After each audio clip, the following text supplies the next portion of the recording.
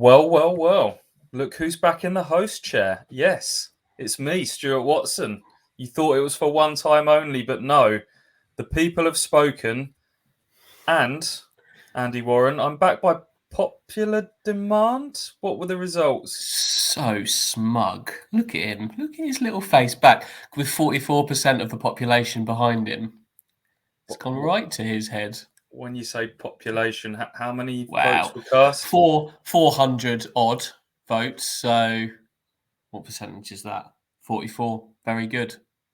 I'll take it. I think there was a stage where Ross was leading that poll that you put out earlier this week.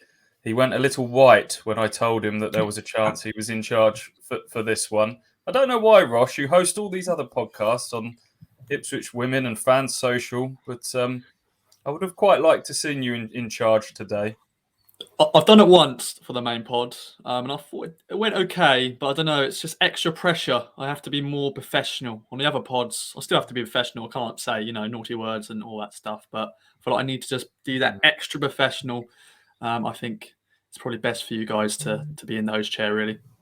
Professionalism is, and that is what I want, as David Brent would say. Let's start really professionally and get straight into it, shall we? Should we talk some football? Should we talk some Ipswich Town? That's what we're here for. And we've got something to discuss today because this morning some news broke very early on from Football Insider that Ipswich Town are closing in on the loan addition of Bristol City midfielder Tareeq Bakinson. Not quite sure on the pronunciation of the surname yet. Andy, you look like you might know. I'm going to go Bakinson. I think this is one that's going to run and run. My cat's just arrived. He's excited. I'm going to nail my colours to the Bakinson mast early on, and that's probably all I can really offer about this new midfielder, if I'm completely honest, because I've never seen him play. No, me neither. But I can give you a sort of a brief outline for those listening of who he is and what he might be all about. He's 23 years of age. He's born in London, came through the youth ranks at Luton and was very quickly snapped up by Bristol City in 2017. In the first summer of Mark Ashton being chief executive there. So he was a very early Mark Ashton signing at Ashton Gate. Oh no. He's disgraced himself there, hasn't he? So yes. For those of you just listening on audio, Andy's cat has just entered the screen and presented himself. I'll let you fill in the rest, using your imagination. Yeah, let's move on. Okay.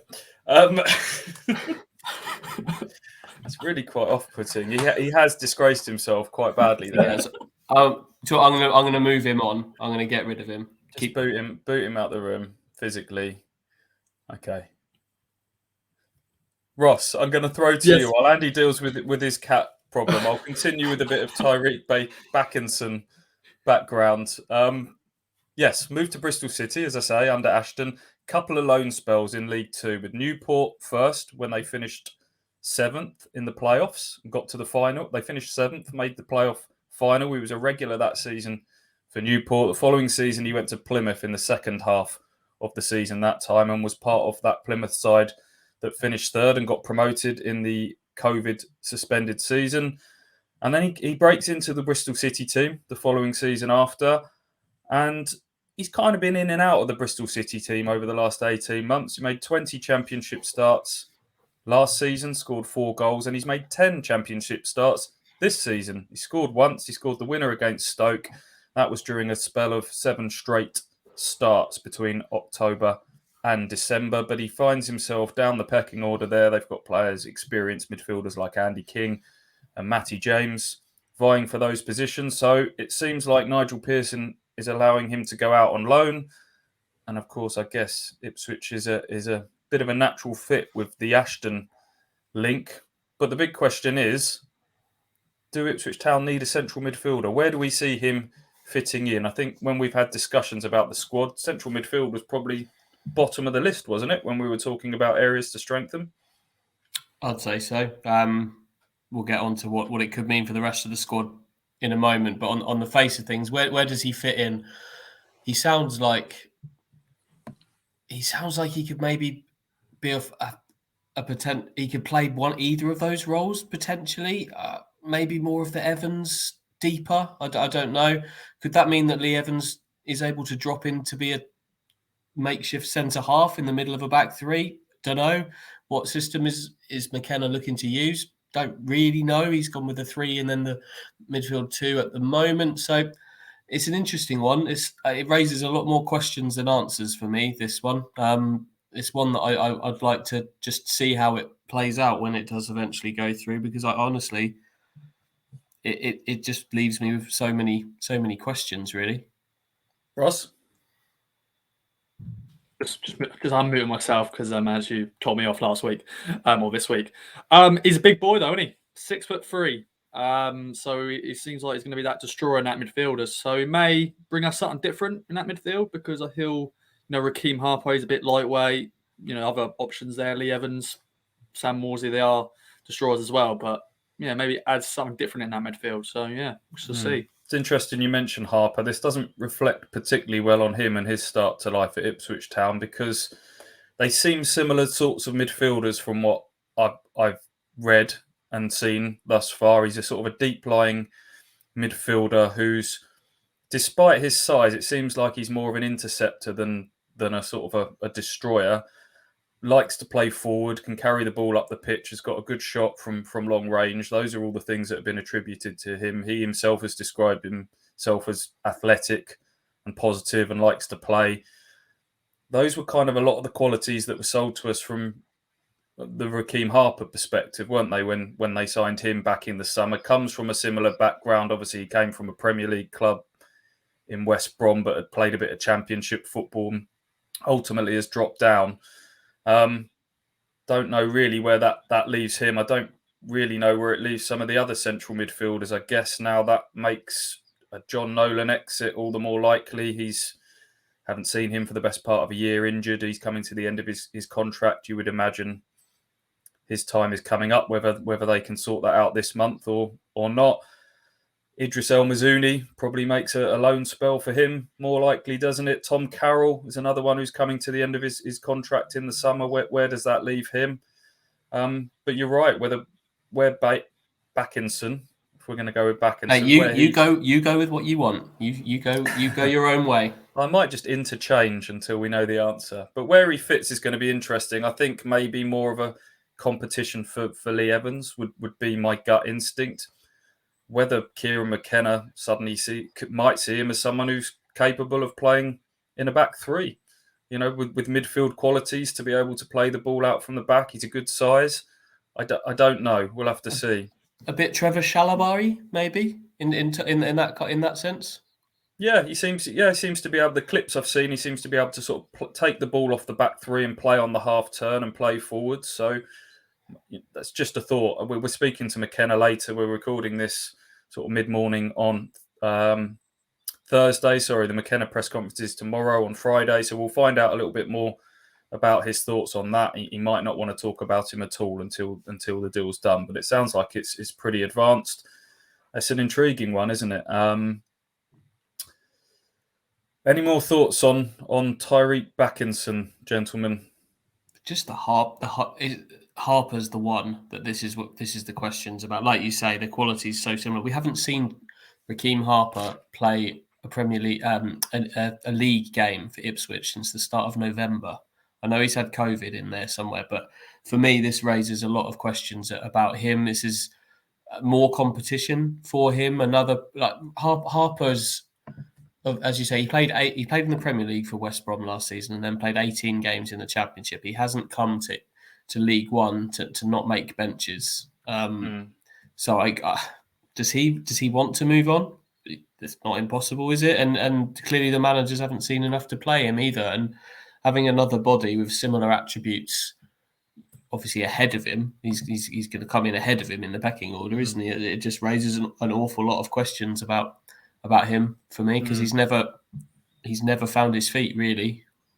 I did a video and a written article this week. The video with Ross talking about players that could leave this month. That was before the Bakinson news broke.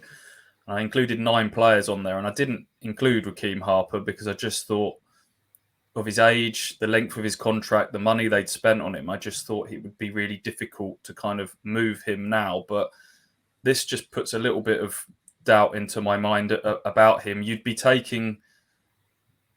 wiping your mouth on a bit of a financial hit, I think, if you were to move him on. I think he cost a decent fee, probably somewhere in the region of, can't remember where we pegged it at, about $500,000, I think, in the end last summer, probably with some additional bits and pieces on top of that.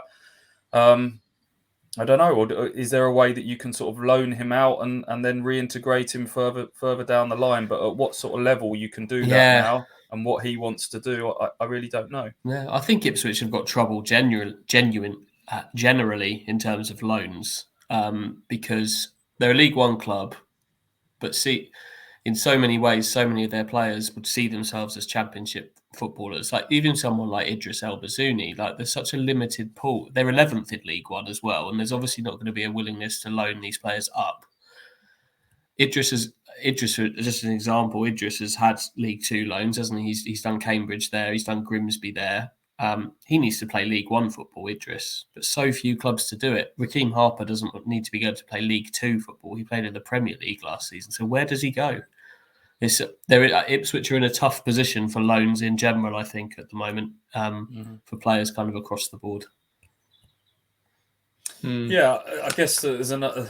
The next question is this a Kieran McKenna signing or is this a Mark Ashton signing? And are both on the same page with this? We talked about the Ashton obvious connection with Bristol City. When just worth revisiting some quotes from Kieran McKenna earlier this month when he was asked about the speed of business and how quickly that might happen. He said the club like to do the work early and they've been working on some players over the last few months.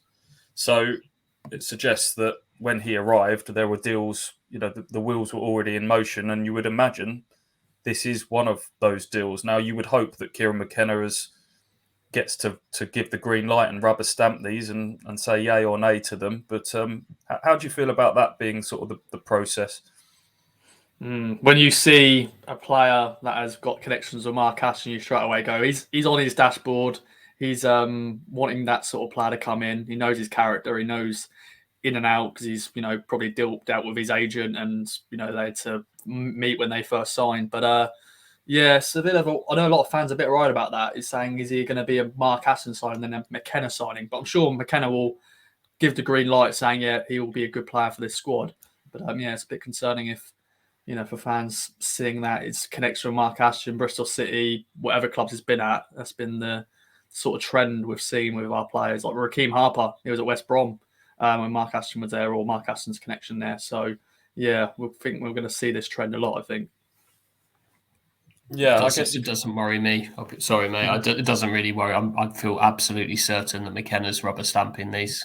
I think Mark Ashton said at the very beginning that the manager will always have the final say on these, but I'm sure it came from the Mark Ashton side of things. Clearly, he knows him, but I feel absolutely certain that the manager would have stamped this one. I think it's always important that when a player signs that we reserve judgment and just wait and see. We're talking about Harper quite a lot there. He was someone that everyone was really excited by, probably based on just a few clips and his career on paper back in the summer. That's not worked out. Sonny Aluko is someone that everybody scratched their head at. We don't need a player in his position. Why have we signed him?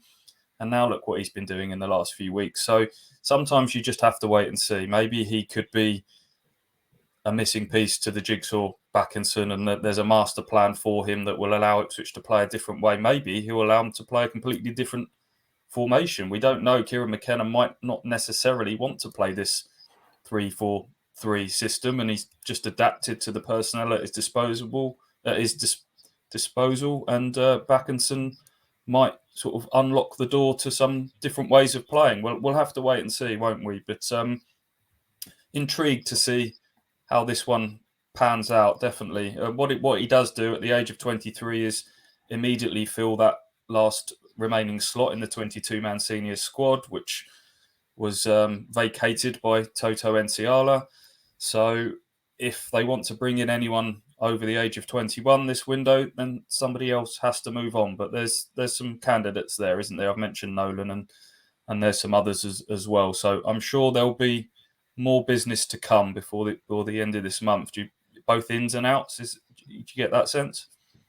At least one of each, I'd have thought. Like you say, there's candidates. You've had 9 of them there. There's Miles Kenlock, John Nolan would be an obvious candidate to drop out of the squad, even if he doesn't depart the club. There's plenty. It's even like Scott Fraser. This is again not involved. There's plenty who could move on, and I'm sure there'll be at least one more arriving after this. Yeah, one deal that has been done this week, finally, after a couple of days waiting, was Christian Walton. Obviously, we didn't know going into the last game whether that would be his final goodbye, with Brighton having triggered the recall option. But the deal is done, and Ipswich Town have got their man. We talked quite a lot about Christian in the last podcast, Andy, but just talk us through the terms of this deal, the length of contract and everything.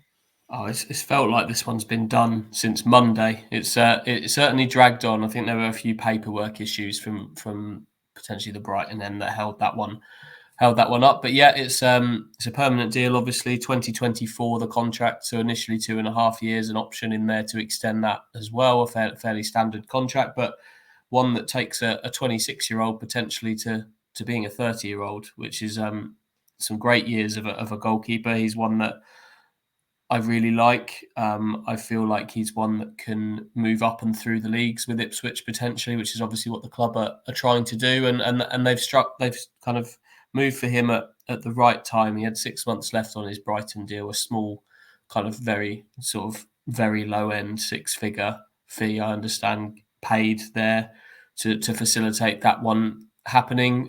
Ipswich have done really well to get him, haven't they? I think Luton and Cardiff showed a bit of interest. He undoubtedly could have I do not doubt he could have earned more in the summer had he held on to then. But he's liked at Ipswich. He likes Kieran McKenna. He likes Rennie Gilmartin, and it's all combined for him to take. Let's be real, a pretty sizable drop on a Premier League salary to sign into League One, but he won't want to be in League One very long, and he's seen enough to know that to feel anyway that Ipswich can take him back to where he wants to be. Yeah, really enjoyed your comment piece on that this week, Andy, talking about sort of that being Thanks, a sign of you're welcome. How a sign of how things have changed at this football club. That, you know, in days gone by, we've been used to Ipswich not signing loan players, and I think Ross touched upon earlier in the week that certainly the good ones, if they were good, then we just, you know, it was a case of enjoy them while we can. And, you know, in the Championship, people like Ryan Fraser, Tom Lawrence, and Selina, I guess at the time as well, was just not worthy of a discussion as to whether Ipswich were going to sign him. You just accepted that they weren't able to, and as you've just touched upon there, Ipswich haven't really got any right to sign a player like Christian Walton, but the new ownership and the ambition behind it all has enabled them to do it. One you're excited about, Ross? Very much so. I'm going to give praise to Andy as well for another piece that's on our website, the hits and misses of loan players. Oh, thanks, mate. You're welcome. Because we've had a few of those in the last few years. You know, the big one is Emil Hughes. You know, an amazing loan spell. And then, of course, he's had injuries, and now he's at Colchester with the other army of ex-Town players. But no, I think this is on a lot of fans' lips. They wanted Walton to sign permanently. We were a bit worried that the wave goodbye at Bolton was the goodbye, but thankfully it's been sorted, it's confirmed, and that is a position now where, as you said, we're set now for the next few years, which is good to see. Yeah, let's not curse him. We'll talk about some of the misses. Emma Hughes, I think Jimmy Bullard, there was a huge clamour to sign him, wasn't he? And that didn't work out. I guess they'd be the two prime examples of players. I just remember the excitement both around Hughes and Bullard when both of those signed permanently. There was a real buzz about those two, and it didn't work out. So hopefully sort of Walton can buck that trend and be a bit more, well, Daryl Murphy, David McGoldrick are sort of modern day examples of players that have done well after going from loan to permanent. Jay Tabb as well within that playoff team under Mick McCarthy. But he's done. He's in the building, which means we're now down to 2 loan players as it stands prior to Bakinson signing in just Bon and Selena. So there's room to manoeuvre there. Obviously, Bakinson will be a loan as well. But if they wanted to get another loan or 2 on top of that, young ones that, as we said, would have to fall underneath that sort of 21 age gap, just to give a few options. That would be the route now that maybe McKenna has to go down. It's a market he'll know pretty well. Yeah, there's Hayden Coulson in there as well, but he's obviously not in the picture really. In fact, they can be almost like free hits, can't they? Those younger players. That felt like what Louis Barry was, a free hit, talented young player, might contribute. If he doesn't, he's not taking up room in your squad. He's probably not taking up a huge wage, given the nature of the club that are loaning them out don't tend to ask for the big supplements for those younger players. So yeah, it wouldn't be a shock at all if they added a couple of free hit young sparks to the squad. Good. Any other business on transfers, the sexy stuff, before we move on? Shaking your head, say the words. Go on. It's not very sexy. Ross mentioned Colchester there. Can I just pose something here? Obviously, Colchester need a new manager now. Hayden Coulson's Paul gone. Cook. You're going to say Paul Cook? No, I'm going to say Paul Lambert. Okay. Wow. He still lives in Ipswich. Do you think he'd fancy it? Obviously, Cook cannot go and manage that squad, given the makeup of it and what he's already done to their lives in the last few months. I don't think that would work. I also don't think Paul Cook would go to those depths. But would Paul Lambert fancy it? Oh, now you've said it. It's I don't really know where we've talked before about where Paul Lambert goes next. You never know. Be good, wouldn't it? It would be quite fun. I don't know sort of what terms he sort of parted on with Chambers and co, but that should be far more workable relationship than a Cook reunion. That's for sure. Yeah, I was going to say it's definitely better terms than that. It's not a bad shout, Andy. It's not a bad shout at all. I tell you what, another shout could be Colchester really should be going for someone like Kieran Dyer. You know, and that I'm sure he would have reservations about sort of going there, given the state that they're in at the moment and the budgetary constraints under Robbie Cowling. But it wouldn't be a bad place for Kieran Dyer to cut his managerial teeth. Someone who's made no secret of his desire to get into the managerial game at some point. So they've obviously got Wayne Brown in as has that been described as an interim or caretaker role so far? So they'll go for someone. I wonder even if Luke Chambers himself would throw his I think it's possible. I think he will into the ring. I think he's chucked his sombrero in. I'm sure of it. On the subject of sombrero, maybe Steve Evans would fancy that. Who knows? But yeah, Kieran Dyer would be a really interesting one. They should absolutely be interested in him. Of course they should. I kind of feel like he might have maybe fitted their model a bit better at post John McGreal when they were going with the younger players and he could really get his teeth into a coach. But he's someone they should absolutely be looking at. Whether he'd fancy it, I don't know. But go there.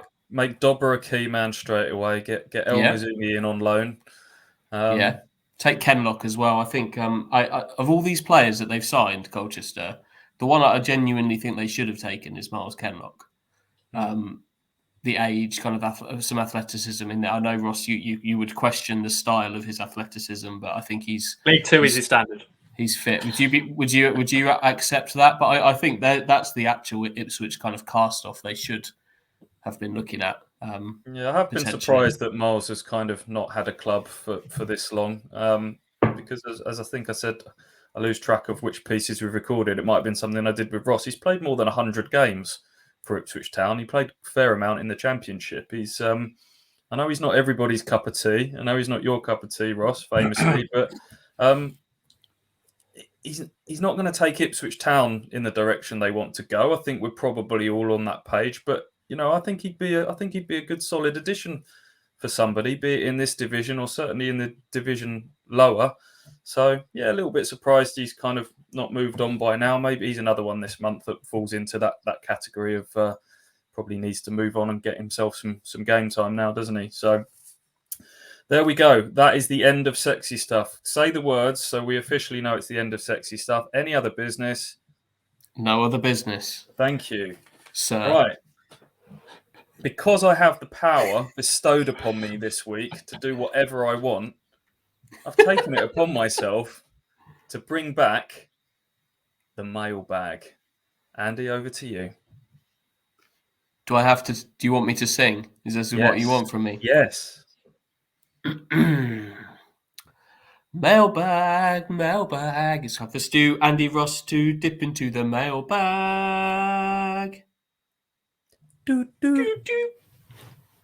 We're back. Cool, that's a throwback, isn't it? I don't know why mailbag just sort of faded away. It's just something that we stopped doing and it never returned. And I thought it was time to bring back a bit of audience participation.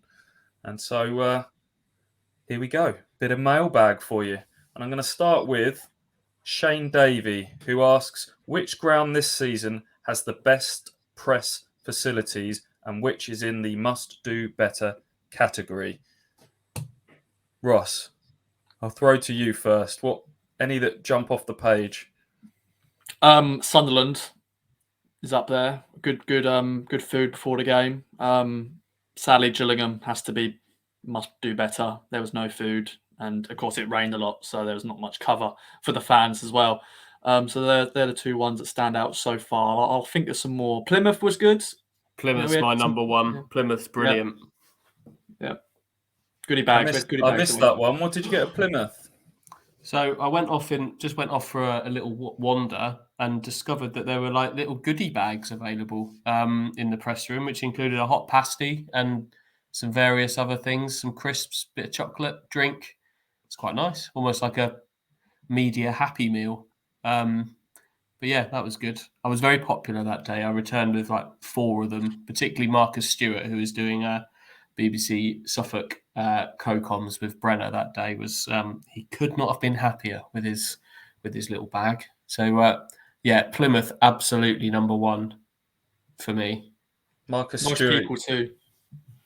Marcus Stewart, who always turns up when he's doing his radio duties with a healthy amount of confectionery to kind of give out around the press box, a tub of celebrations or something like that. It's he'll come around scattering them.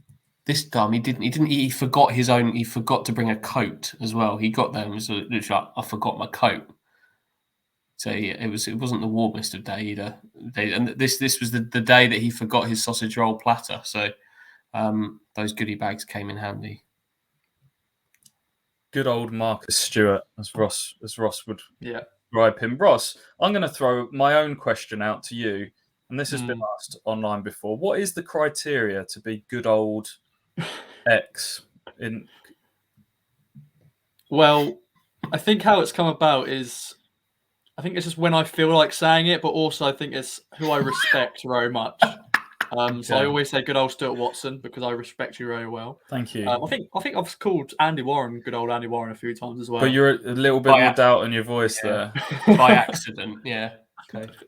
That's when I felt it. But it comes out here and there. It doesn't come out that often on, other videos. But yeah, just whenever I feel like it. Yeah, the Minogue vibe, as I would call it. Pretty much. Good. Moving on. Nigel G. Andy, over to you. Well, are we bringing that back as well? Yes. This is a nostalgia trip for everybody. Didn't agree to this. Do as you're told. Mate, I don't like. I'm going to stop you, Ray. I don't like this, Stuart. I'm going to do the song, but I need to. But I will do the song, but not because you've told me to. Give the people what they want. It's not for me. It's for the listeners. Friend of the show. I've forgotten his number, but it's a bass. Number 6. Thank you for that. Nigel asks, what colour do you think next season's away shirt will be? Will we see Stuart Watson's hope of yellow and blue trim. He says he loves the 76-77 retro shirt currently available in the club shop. What are we on the colour wheel? I've lost track. Oh, I feel it's been a while. When was the last orange one was relegation? They should bring that black one that they've had. I think the thing is, actually, I think this is the last year of the Adidas deal, isn't it? So don't even know who's going to be making them, but the black one, bring the third kit that they've worn this year, bring that back as an away. Is that exciting enough? Well, everyone seems to like that black and grey third kit at the moment. Have we got an update on that? Have you got your grubby mitts on one? It's proving difficult. That's all I'll say. Okay. I will not be stopped, but it's proving tough. Where do you both stand on yellow coming back? I love that kit. I've never made any secret of the fact that yellow with plenty of blue trim, no green in sight. It's part of the club's history. Ipswich have had yellow in it. You can go back and look at, Beattie and Mills and co. all wearing that shirt. I know I'm in a minority here. How do you two feel about it? I love the shirt. The aesthetically, blue and yellow is great. Like slightly more blue than yellow, but like Boca Juniors, brilliant. Absolutely love that. I don't know. That feels like of its time. Ipswich wearing yellow feels 70s, and that's fine. I love that they've made a retro version. Have you got one? No, I don't love. I might get you one. Okay. Seeing as you love it that much, I'll buy you your own. I'll hold you to that. Wow. I've got Ross? Well, if you think about it, the goalkeeping kit this year, one of them is yellow, and it looks actually really good. So I'm with you, Stu, really. I know it's controversial. Some Town fans go, no, we can't have yellow because of the rivalry, but no green involved, just yellow. Design it properly. I think it will look good. Do you remember there was a game, Andy, were you there? I think it was up at Blackburn in the Championship a few years ago where there was a goal kit. The referee wasn't happy at the last minute. The Ipswich goalkeeper kit clashed with Blackburn's goalkeeper or something. He got a bit pedantic about what they were wearing, and Ipswich had to kind of do a bit of a mishmash number, and Bart had to wear the yellow top, but he had to wear the green shorts and socks. And I do remember that. Was it? Yeah, no, that was not a good look. That was. I think that might have been the day that the Sunday Snap was born, potentially, because we just needed somewhere to write about that because it was that funny, hilarious. R.I.P. the Sunday Snap. Yeah, that's not coming back. You can make me sing all you want, but I'm afraid that's had its day. Right, next up, mailbag. Steve Wallers asks, and we're on the shirt theme still here, what criteria does a shirt have to meet to make it onto Andy's Rail of Delights? And he wants a video covering your whole collection. Now, today, you're not in your usual spot, so we can't see the rail behind you. You're in your front room there, aren't you? In the dining room. My wife's asleep upstairs. She's on nights at the moment. So I thought, because Stuart Watson's hosting, it's going to be an animated pod. He's going to need me to sing. She doesn't need to be woken up by that. So I'm downstairs. So no shirts today. The Rail of Delight, is that what it's called now? We'll give who's christened it that? I'm happy to go with it. Steve Wallers. Not Steve Waller, not our photography. No, Steve. Okay, different. Happy to go with that. Rail of Delight. I'm going to be bored. Just a vibe, mate. All you have to do, you have to be a vibesman. Ideally, you either need to be not an English football club. I don't really have an interest in English football clubs. Interesting colours, interesting designs, not too expensive. What's the most you've shelled out for a shirt? Oh, nothing more than what would be like a standard retail price of a new one. I won't tell your wife. Be honest. No, honestly, they're all picked up in sort of price reduction ways. Okay. Galatasaray, there's a Galatasaray one up there at the moment, £18. Thank you very much. Thanks. I'll have two. We'll get Andy to do that video for you. If I'll ask him very nicely. I'll see if he'll give you at least. It's not that good. It's not that good anymore. I sold loads of them, and I really regret doing it. This is when they lived in a box, so I've sold absolutely loads of them, which I really regret. Back to the football questions. Harvey Davies. Such a power trip. Wake your wife up. Friend of the show. Number something. I think he might have been number 3. Maybe. Doesn't matter. The sweet Welsh prince. Harvey asks, if Holy doesn't find a suitor this window, is there a possibility that Hladky is loaned out instead? Discuss. Ross? Shaking your head?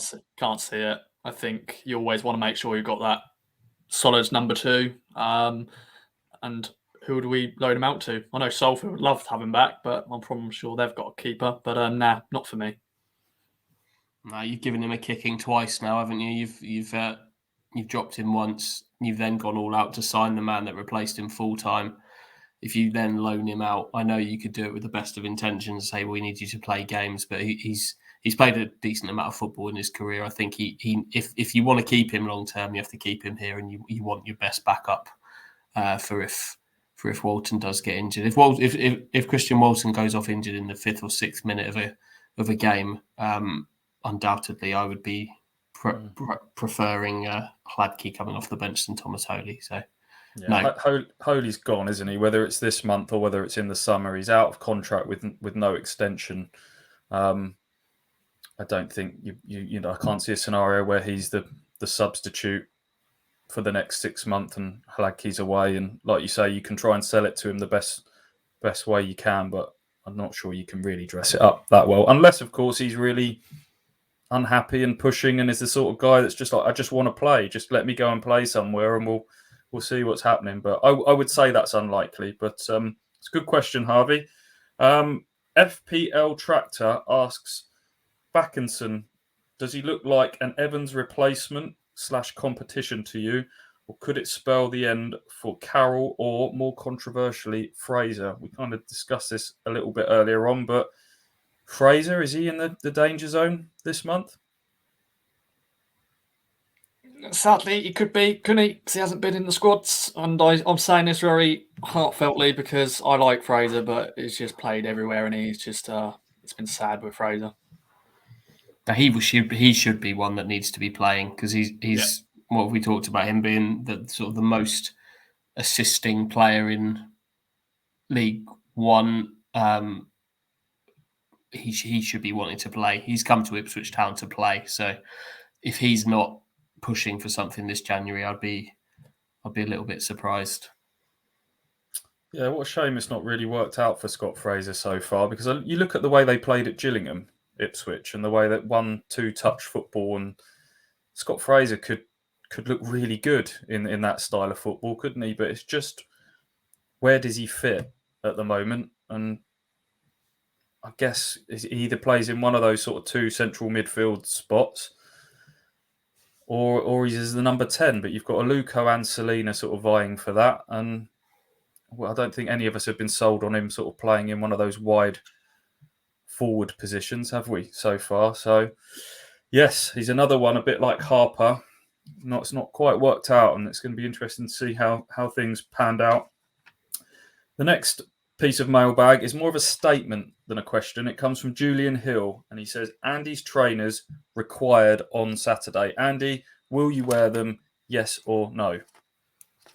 It seems to me like you're telling me what to do today. So you tell me what you've told me when to sing. You've told me. It's not for me. Look, I've told you this. It's the same when we interview managers. Sometimes managers get all caught up in the fact that it's a personal attack from the journalist asking the question. No, this is on behalf of the listeners. It's not about me. It's what the people want, and the people want you to wear the trainers. Ross, tell him. You need to wear them, Andy. I'm sorry to say, it's a good, fashion statement as well. Well, and as everybody knows, come on, they're bloody awful. I was diplomatic about it last time. I'm not. I looked back at the picture of them. They're even worse than I remember. There's too many colours going on in there. Brown, pink, blue, all sorts. But they're the good luck charm now. And you've got to wear them until There they you are. lose. You've answered my question. Well, they've already... okay. You didn't wear them when they lost. It'll be like the white kit, won't it? If that got forced at Charlton, they forced themselves to wear the white kit unnecessarily, and they lost, and it's ruined forever. Now I see what you're trying to do. You're trying to pressure me into wearing the shoes, and if they lose at the weekend, what am I supposed to do with them then? Bin them? No chance. I'll wear what I want. Okay. Final offering of mailbag is from Pablo Canuga. Canuga is his name, Pablo Canuga, and he asks the Pro Evo version. Yeah. What was some good Pro Evo names from back in the day? What was Van Nistelrooy? He had a good one, didn't he?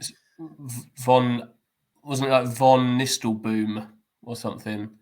I'm going to find some. While we discuss this question, I'll find some classics. He asks, Desert Island Discs. So one song you'd want to be cast away with. So I think what Pablo is saying here is you would have to listen to this song for the rest of your life and the only song ever. Ross, I think you've already thought of one, haven't you? I see. Yeah, I'm currently really into my Rihanna at the moment.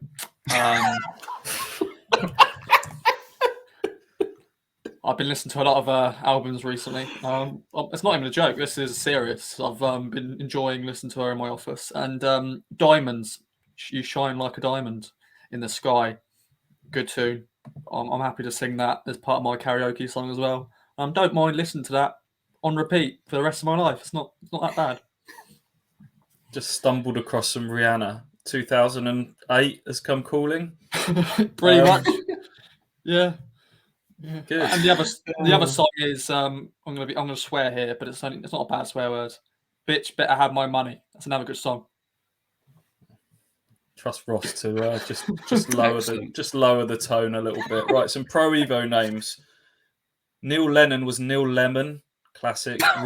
Rude von Mistelroom was his name. Frank de Boer was Frank de Mole. There were some good ones on there, wasn't there?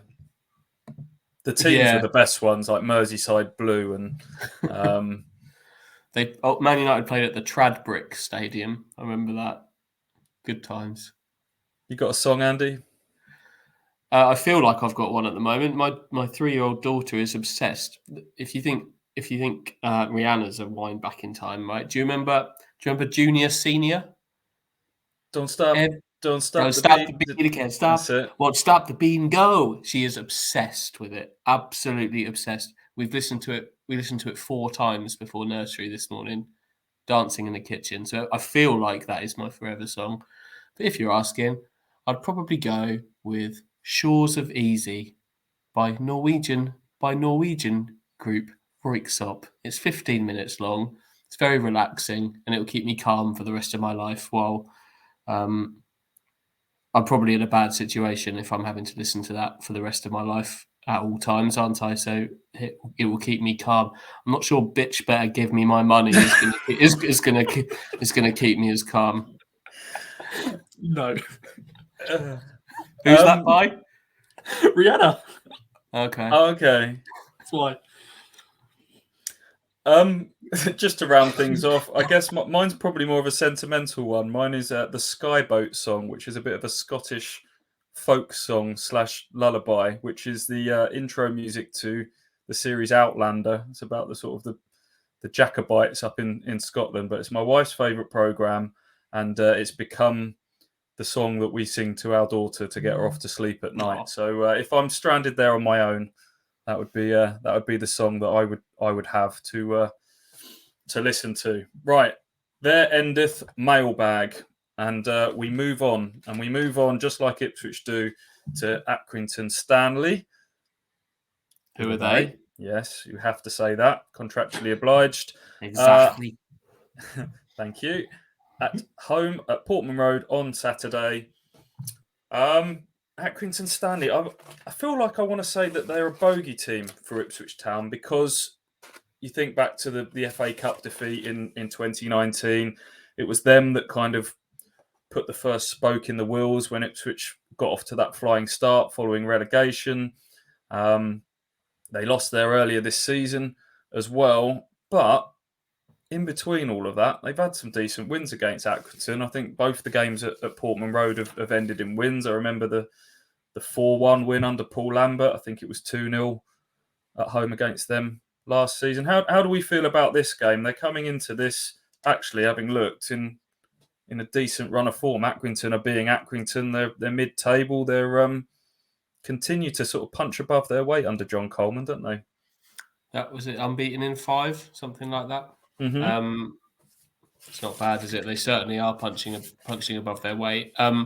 Feels like a very different proposition at Portman Road, though. It's not the Wham Stadium. It doesn't have the connotations to it. That being said, I don't see them being a pushover, but it doesn't feel in any way the same as trekking up to the Wham Stadium.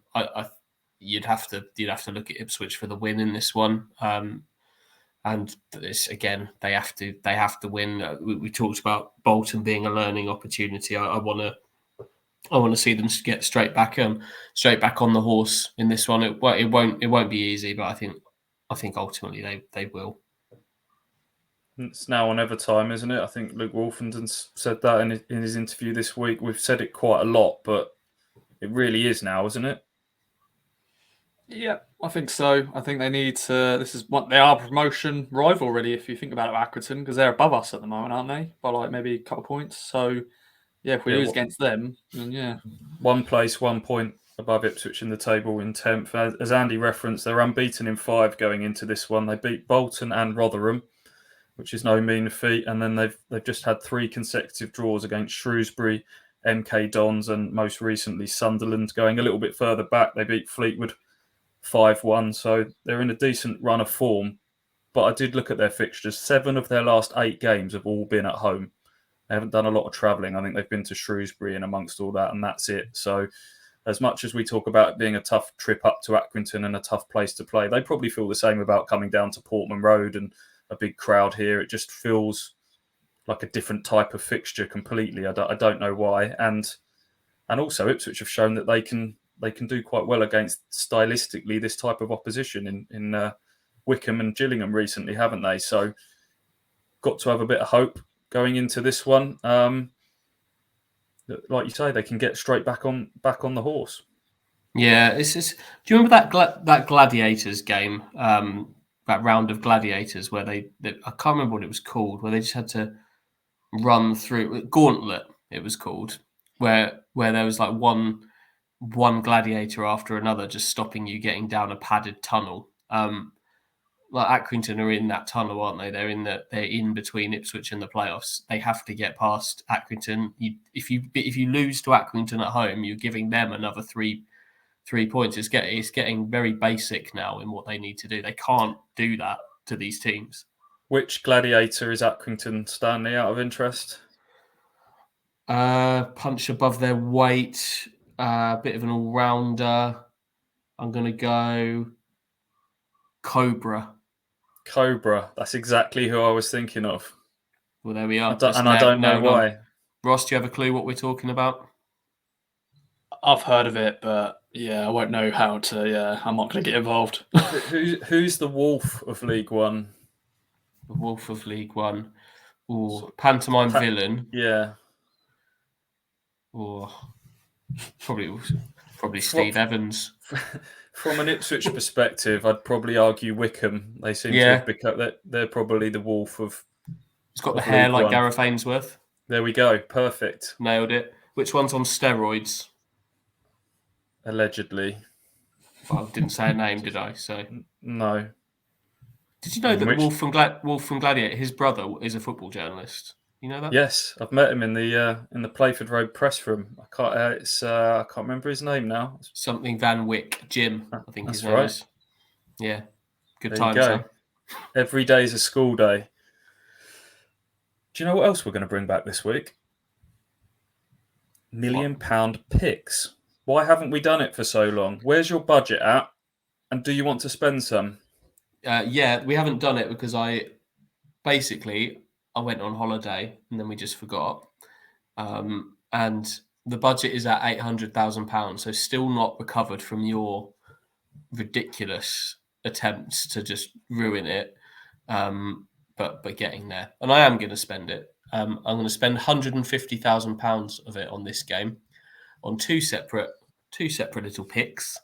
And I've got Ipswich to score in both halves of the game. 100 grand on that, wins 275. And then because I feel like it's coming, I feel like he's due this. Sam Morsey is due a goal. He's allowed to get forward a bit more. He really should have scored in that last home game when he laid it off to Chaplin to hit the post when he had a clear shot on goal himself and had a much better angle just to tuck it in the corner. So Sam Morsey to score any time in this game, 50 grand on that, returns £425,000. And I'm going to keep betting on that until he does it. I like that. That's a good shout. He set up Burns at Gillingham as well, didn't he? After getting into the box, he certainly seems to have a bit more license to join the attack. So, yes, I think that's a wise shout. What about team-wise? Do we think he's going to change much? It's been certainly outfield-wise, it's been unchanged thus far, and why shouldn't it have been? But does anything change from Bolton to this one? Ross, you're shaking your head. I'm like Andy, I'm just not sure who can come in really. Who deserve? Like, do you bring Connor Chaplin in, give him a start? I don't know, to be honest. I think it's a hard one at the moment. There's good energy from him, and I think him and Selena brought some good energy from the bench once they were 2-0 down really on Saturday. Like they're going to be in the equation. Norwood and Aluko, I want to say, were the two that were withdrawn for them. It'd be harsh to not give both of those another start, though. They weren't. I think James Norwood in particular was on the fringes of everything at Bolton, but I think you'd be brave not to start him again. And Aluko's done enough to start again. So I don't know. I still think they're looking for something else on the left side, but I'm not sure they've got it in the squad. So, yeah, I think it's going to look quite similar again, if I'm honest. Yeah, there's not probably any real question marks beyond that. The players that you'd think about, sort of ones that could come in and change the dynamic a bit, there's not really a door open for them, is there? You mentioned Selena, you mentioned Chaplin, who George Edmondson mentioned in that interview I did with him last week, that Connor Chaplin has made it quite clear that he's desperate to play and he's annoyed at not playing at the moment. But who drops out? Macaulay Bonne, you've worked so hard to get him to still be here to the end of the season. Norwood scored 4 in his last 6. Aluko's been one of the best players, so it's hard to see how any of those sort of front players get in at the moment, isn't it? Can't see Evans and Morsey changing, even if Bakinson signs in time. Burns has to play on the right because we've discussed that plenty of times. There's not really a viable change on the left. The only one I would say, and this is a bit of a mystery, as to where Carl Edwards is at the moment. Could you see him coming in for Penny as a more offensive option on the left side of a 4? Yeah, I'd put Kane Vincent Young replaced him at Bolton at the weekend. So we know that he's played left side and can get up and down and contribute, but I don't know. It feels like a bit of a leap for him to come in and do that at the moment. But Edwards is an interesting one, isn't it? Because he's definitely got the hustle. He's kind of got the energy to play that role. He's not a defender, but you don't necessarily need to be, particularly in a team that's got 3 centre backs. Like, that's not your fundamental job. Is not defend. You're providing the width. You have to do a bit of everything, but predominantly you're providing the width. So, I wouldn't be against that. But again, it's a big jump for him. He's just not been involved. Probably going to be same again then. You would imagine, but you never know. We're still kind of working out Kieran McKenna and what he does. He still strikes me as someone that might just do something that feels completely left field at some stage when we least expect it. But whether that will be this weekend, I don't know. should we end with some score predictions? How positive are we feeling going into this game? Are we going to get the win that's needed? Yes. Ready? Oh, that was a very long wind up for your nod, Ross. Take the head all the way back, thrust it forward. Yes.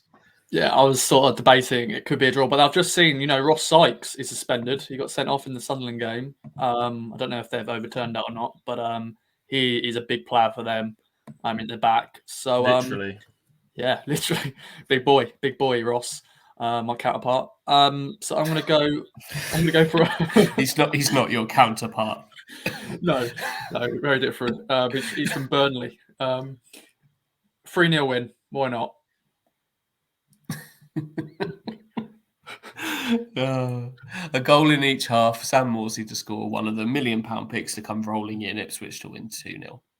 Nice. I like it. Yeah. 1-0 Ipswich. I'm going for. Accrington haven't conceded many goals. If you look back through that run recently that I described, it was 1-1 against Sunderland, 1-1 against MK Dons, 0-0 at Shrewsbury. They kept clean sheets in the wins against Rotherham and Bolton as well. So they're tough nuts to crack. Maybe got a little bit carried away with the 3-0 win prediction at Bolton last weekend, swept up in the euphoria of the first two McKenna wins. So I'll go for a slightly more pragmatic prediction of 1-0 to Ipswich Town. And I think everyone would snap your hands off for that. Just get a win and give yourselves a chance. But that's it for today. Any other business? Is this dictatorship going to continue into podcasts next week, or how are we working from here on? No, I'm sure Mark Heath will have a few things to say about this week when he's back from his holiday. So that'll be it. I'll be falling back into line next week. But it's been fun while it lasted. I'm sure you'll be back again one day. You keep my voice, too. Good old Stuart Watson. You're not going to bother with any of the sponsorship plugs or anything like that? No. Manscaped.com, KOA at the basket. Get yourself some stuff. See you later.